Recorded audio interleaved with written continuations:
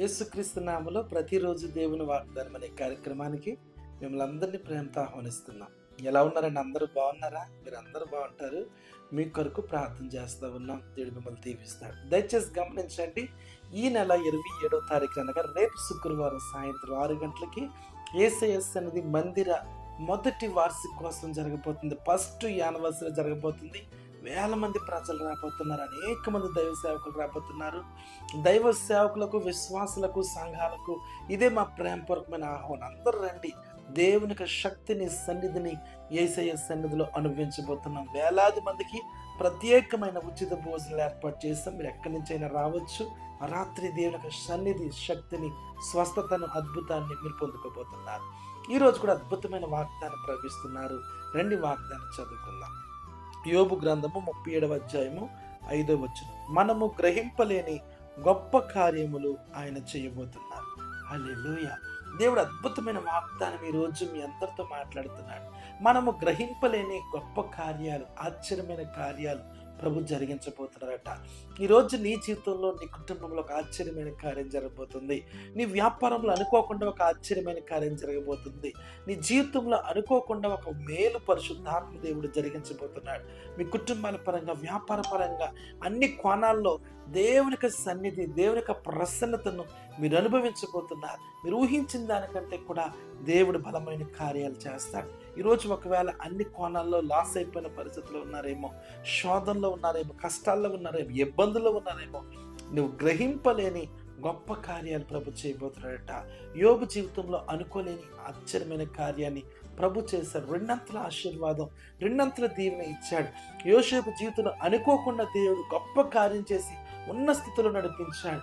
దావీదు జీవితంలో దేవుడు గొప్ప కార్యం చేసి ఉన్నతమైన స్థితిలోనికి, ఉన్నతమైన కార్యాలకు నడిపించాడు. ఈరోజు నీ జీవితంలో కూడా కష్టాల్లో ఉన్నావా, కన్నీటిలో ఉన్నావా, వేదనలో ఉన్నావా, నీ భర్త మారలేదు, నీ పిల్లలు మారలేదు, నీ కుటుంబం ఎటు తయ్యని పరిస్థితుల్లో ఉందా, ఉద్యోగం లేదు, వ్యాపారం లేదు, అన్ని కోణాలు లాస్ అయిపోయావేమో, దేవుడు ఊహించని కార్యం నీ పట్ల చేయబోతున్నాడు. ఈ సంవత్సరంలో ఊహించని మేలు నీ చేతిలో జరగబోతుంది.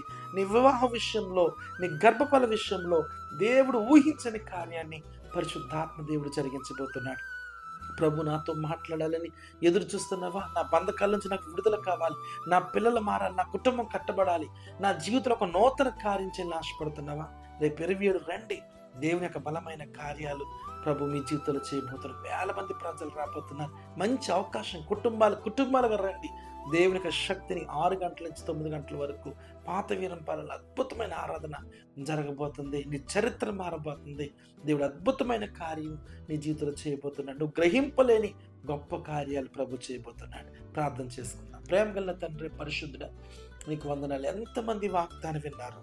మేము గ్రహింపలేని గొప్ప కార్యాలు చేస్తున్నాం. బలహీనలైన వారికి స్వస్థత కలుగును గాక, విడుదల కలుగును గాక. ప్రవల్లిక ప్రభు ఇప్పుడు తాకుతున్నాడు. దేవునికి స్వస్థత నువ్వు పొందుకుంటున్న ప్రవల్లిక, దేవుని యొక్క మహిమ నీ జీవితంలో పరిశుద్ధాత్మ దేవుడు కలుగ చేయబోతున్న ప్రసాద్ ఇప్పుడే దేవుడు తాకుతున్నాడు. దేవుని యొక్క శక్తి, ఓ దేవానికి సెకిన గ్లోరీ, దేవుని యొక్క మహిమను తాకుతున్నాయి. బలమైన కార్యాలను చూడబోతూ ఉన్న విజేత ప్రభు ఇప్పుడు నీ దర్శిస్తున్నాడు. దేవుని యొక్క మహిమతో నింపుతున్నాడు. లక్ష్మి, దేవుని యొక్క స్వస్థత పొందుకో యేసు నామములో. గొప్ప కార్యము జరుగునుగాక యేసు నామములో. ఉన్నతమైన మేలు చేత నింపండి ప్రభా. బంధకాలన్నీ తెగిపోవాలి యేసు నామములో. మీరు దీవించమని, ఆశీర్వదించమని, స్వస్థపరచమని యేసు నామమున అడుగుచున్నాము తండ్రి. ఆమేన్.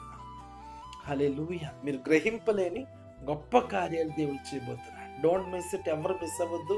రేపు శుక్రవారం సాయంత్రం 6 గంటలకే చర్చి యానివర్సరీ జరగబోతుంది. మీ బంధువులకు చెప్పండి, మీ స్నేహితులకు చెప్పండి, మీ కొలీగ్స్కి చెప్పండి. కుటుంబాలుగా రండి.